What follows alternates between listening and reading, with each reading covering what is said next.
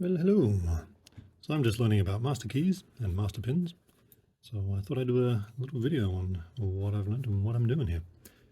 So I'm going to key up my trusty test padlock with master pins in order to be able to use this key and this key. This is a very cool process, very cool process. So these keys I already have lying around. They're just my practice cuts. So the blue one is cut to 19324, and the green one is cut to 54321. Now, what do we need to make both keys work with this? We need master pins. See those in a second, over here. So what we have to do is work out what the master pins are, what numbers they are. So the way we work it out is we write down the keys that we're using, the pins, and we work out the difference between the two. So this is for your master pins. So the difference between 5 and 1 is 4. The difference between 9 and 4 is 5. There is no difference between these two, so we don't need a master pin. These are sometimes called master wafers as well. You'll see why, because they're really tiny. So 2 and 2, there's no difference, so there's no need for a master pin. The difference between 4 and 1 is 3. So now we need to get our master pins 4, 5, and then 3. So we only need 3 master pins for this one.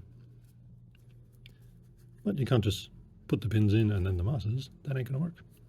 So what we then have to do is we take the lowest of the two and write them down. So then our bottom pins will become the lowest of the two keys. So the lowest of the two keys is 1. That becomes the bottom pin is 1. The lowest of these two is 4. So that's that one. Now there is no difference between those two, so that stays the same. That becomes a 3. No difference between these two. There's no lower one, so they become the same. So that's a 2.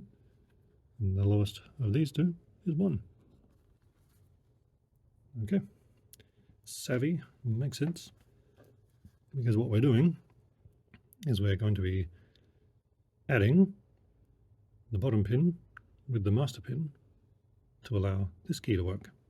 So having a master pin or a master wafer cut number 4, and we put the green key in, we get 1 bottom pin plus 4 master pin equals 5.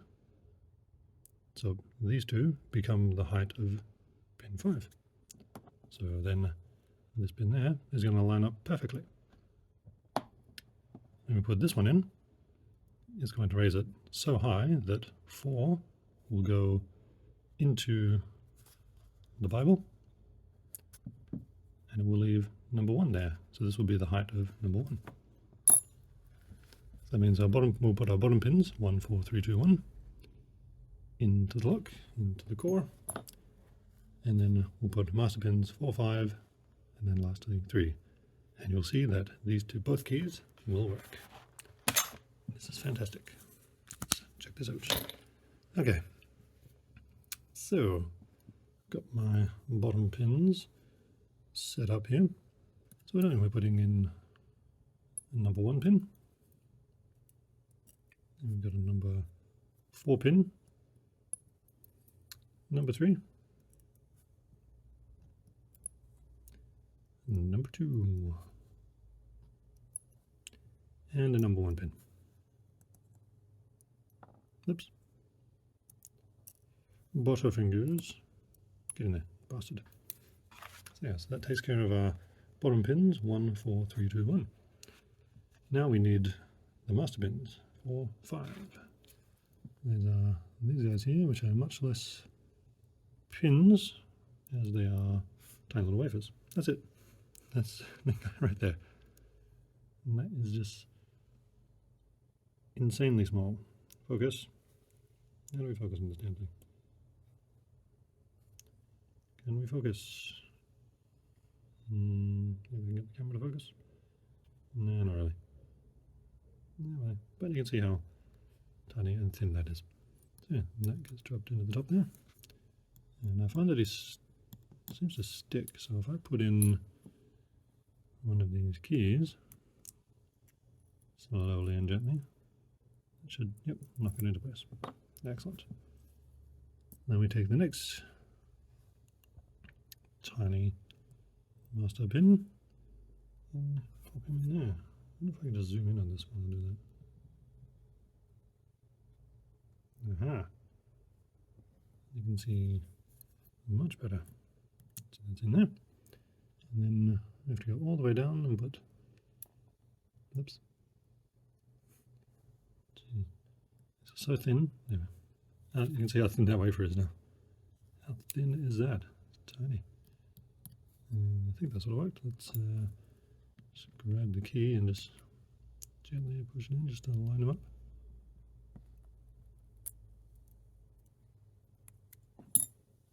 Without losing the pin. Yep. Cool. So what we'll see if we gently push this in, if I can keep it on camera. Gently push it in. You can see that two of the master wafers, master pins, are up, but they're still cut at the shear line. They still allow the key to operate the lock. Take this one slowly. Don't lose their master pins, they'll roll out. So now you can see there's only one master pin popping up. That tells us we've got it right. So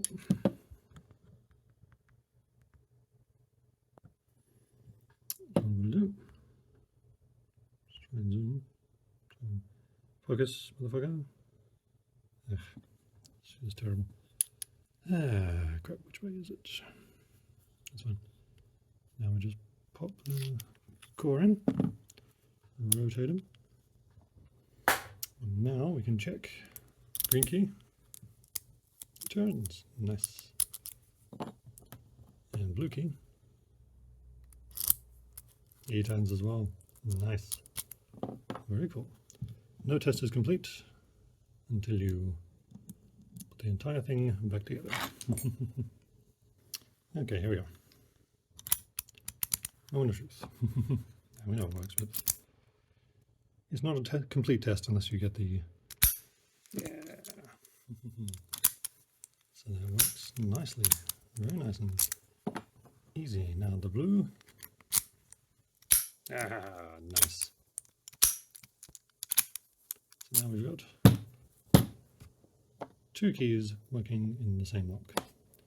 So if we had multiple locks, we could key it up to have one key as the master key, which will open both locks, which I'll do that in a future video. And individual keys that open each individual lock. So, where you might use this, just in case you're wondering, let's say you're a landlord and you've got, grab this padlock as an example. Let's say you're a landlord. You've got two properties. You want each, this key because it opens the lock, each tenant to have their own keys to their locks. So this key works with that lock, but it does not work with that lock. This one works with that lock, but it doesn't work with that lock. Then you, the landlord, you have your master key, and your master key will work with both. Okay, last minute, I've decided to include this green one in my master key thingy. So this green key is going to be the master key. So I've just done all this neat work, and then I've just had to do some messy work here. So now for this green one, we will have the green key, which is 54321, and the original key that goes with the green padlock is 98574. Now, worked out the master pins need to be 44253, and the bottom pins are 54321 because they're the lowest. So that was quite interesting. Same deal, obviously.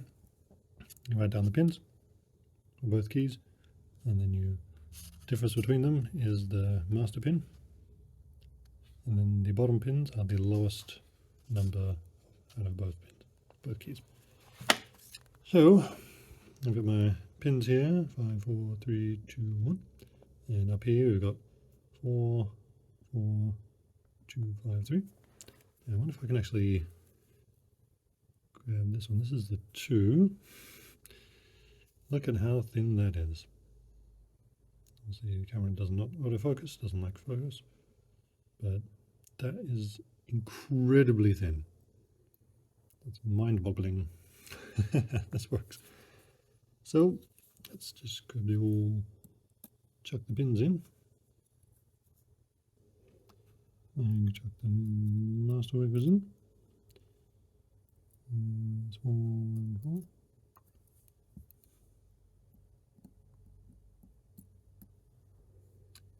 It's actually quite hard to get in there properly. That's the tiniest one ever. Oh, he's in.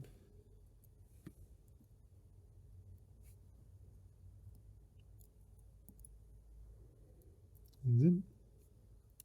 And he's in. Not quite.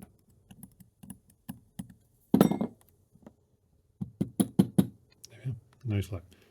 Bastard. This is a real pain. I can't imagine doing this on a customer site.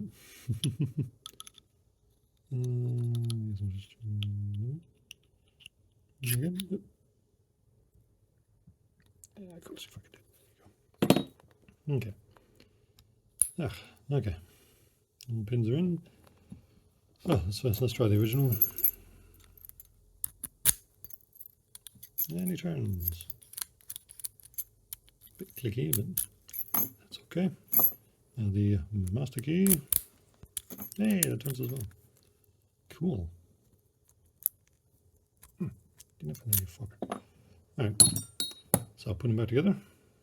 And the dreaded closing. And the test. Works. Sticks in there a bit. It works as well.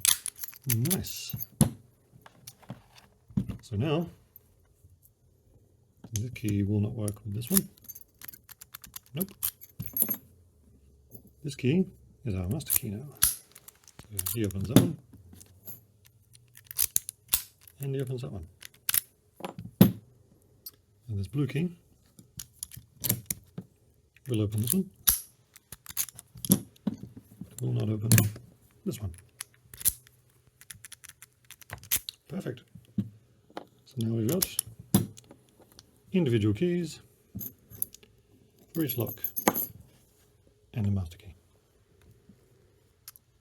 That is awesome. That is awesome. That takes a lot of effort just for 2 locks to have a simple, to have a single master key. So he works with him, he works with him, he works with him, he works with him. Perfect. That's excellent. So this key is your landlord, these are your tenants. That's pretty much your master key set up there. That's how you pin master key, that's how you work it out. That's how you work it out, longhand. You can also use, I'll put a screenshot on the screen right now, showing the website, which you can do an easy pinning calculation, which is actually very cool, so check that out as well. Quite painful to set up, but fun when it works nonetheless. So, thank you for watching. Ciao.